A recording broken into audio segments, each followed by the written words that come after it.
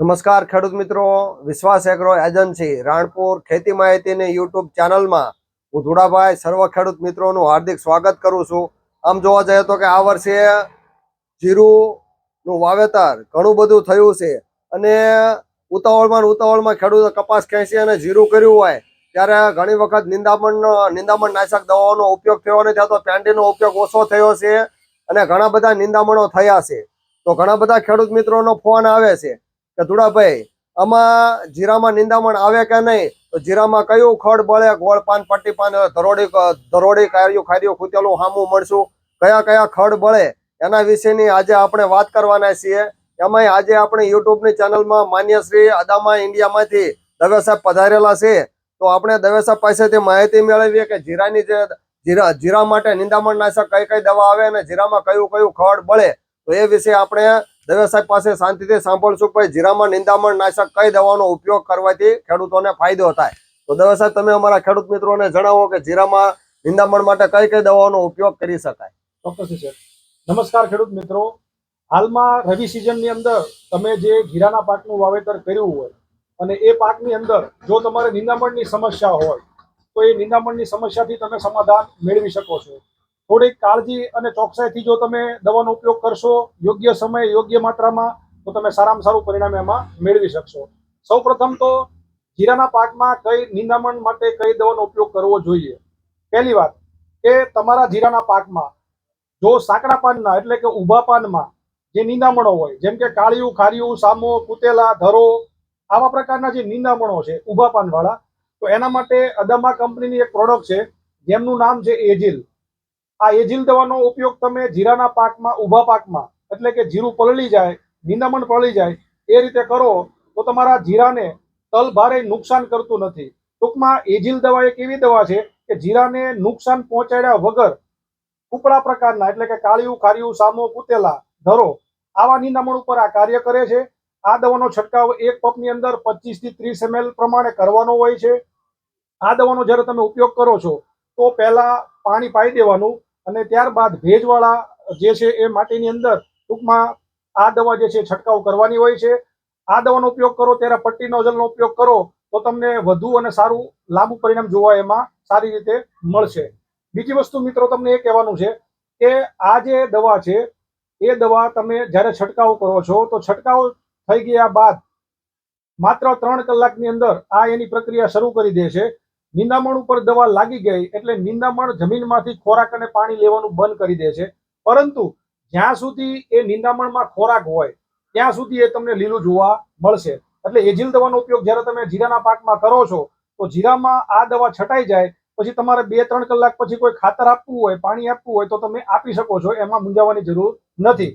પરંતુ આ દવા વાપર્યા બાદ તમારું જે નિંદામણ છે કૂપડાવાળા ખડ એ બળતા મિનિમમ 8 થી 10 દિવસ લાગે છે.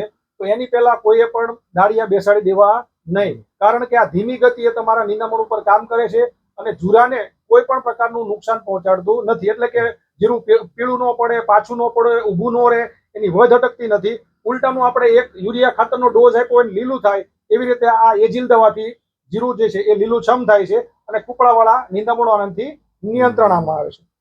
ત્યારબાદ મિત્રો જે કોઈ લોકોને બંને પ્રકારના નિંદામણ હોય જીરાના પાકમાં, દાખલા તરીકે ગોળ પાનનું પણ નિંદામણ છે અને સાંકડા પાનનું પણ નિંદામણ હોય, તો સાંકડા પાન અને ગોળ પાન આ બંનેનું નિયંત્રણ કરવા માટે પણ અદામા કંપનીની એક સારી પ્રોડક્ટ છે જેનું નામ છે ડેકેલ. પરંતુ ડેકેલ છે એને વાપરવાની એક ચોક્કસ પદ્ધતિ છે, ચોક્કસ માપ હોય છે. દાખલા તરીકે તમે જીરાનું વાવેતર કર્યું છે તો જીરાના વાવેતર થઈ ગયા બાદ એટલે કે જીરું ઉગી ગયું, ઉગ્યાના 20 થી 25 દિવસ પછી આ ડેકેલ દવાનો ઉપયોગ કરવાનો હોય છે. ડેકેલ દવાનો ઉપયોગ 15 લીટર પાણીમાં માત્ર 12 ml નાખવાનું હોય છે. વધુમાં વધુ તમે 15 ml સુધી નાખી શકો છો. આ દવા જે છે એ કૂપડાવાળા એટલે કે કાળિયું, ખારિયું, સામો, કુતેલા અને ગોળ પાનના લૂણી, હાટડો, દૂધલી, ચીલ, કૃષ્ણવીલ, માખી, તાંજળવો આવા પ્રકારના જે નિંદામણ હોય છે એના અસરકારક રીતે નિયંત્રણ કરે છે.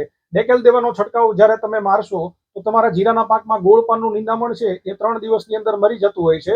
જ્યારે કૂપડાવાળું ખડ હોય, કાળિયું, ખારિયું, એને બળતા 8 થી 10 દિવસ જેવો સમય લાગે છે.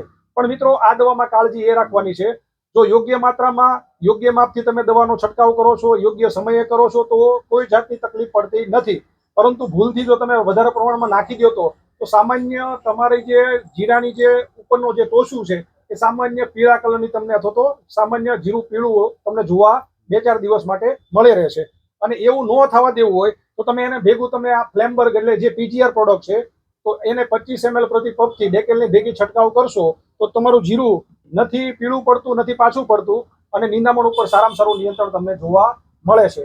તો મિત્રો, તમે આ દવાનો ઉપયોગ હાલમાં તમારા જીરાના પાકની અંદર નિંદામણના નિયંત્રણ માટે સારી રીતે કરી શકો છો અને નિંદામણથી મુક્તિ મેળવી શકો છો.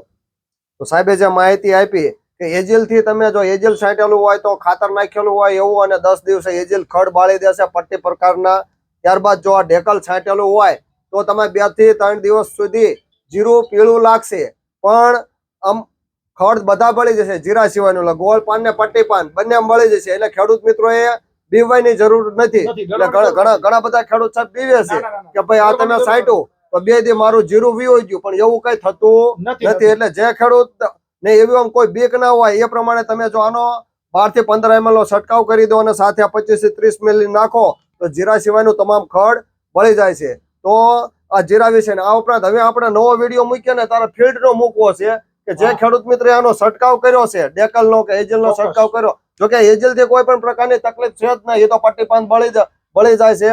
પણ જે ખેડૂત મિત્રોએ ડેકલ નો છંટકાવ કર્યો છે આ એરિયામાં ઘણું બધું ડેકલ નું વેચાણ થયેલું છે. તો હવે પછીનો નવો વિડીયો આપણે મૂકીએ તો ડેકલ નો જે ખેડૂત મિત્રોએ વેચાણ જે ખેડૂત મિત્રો લઈને છંટકાવ કર્યો છે તો એને જીરાની શું પોઝિશન છે એ જણાવતો આપણે હવે નવો વિડીયો બનાવશું. ત્યાં સુધી અમને રજા આપો.